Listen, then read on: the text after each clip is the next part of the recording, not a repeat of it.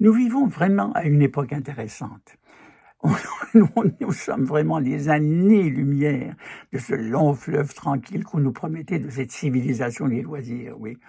Et puis, il nous est arrivé cet événement, il y a 5 ans, la pandémie, où on nous a dit: «Lavez-vous les mains, mettez-vous un masque et puis restez chez vous». Et on dirait que ce rester chez vous n'est pas parti avec la pandémie et que finalement, on a appris à regarder des concerts, à écouter des opéras, tout ça devant son écran, en mou, facilement chez soi, et on a oublié l'extraordinaire sensation qui est le son d'un orchestre qui vous blaste, le son d'une voix qui vous transperce et qui vous fait vibrer les tympans. Et on a perdu cette habitude du rituel, de se rendre en salle et de partager avec d'autres ces moments uniques. Maintenant, on est tout seul, on est chez soi, on ne sort plus.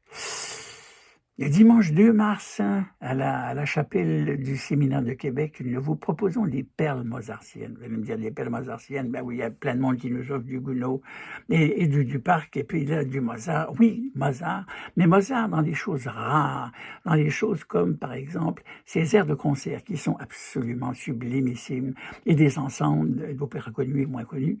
Et puis, simplement, à la fin du concert, quand vous allez les saluer, Guylaine, et lui dire que son vorrei spiegarvi o Dio vous a bouleversé, la lueur qui va s'allumer dans ses yeux, vous n'aurez jamais ça devant un écran, vous n'aurez jamais ça devant une télévision.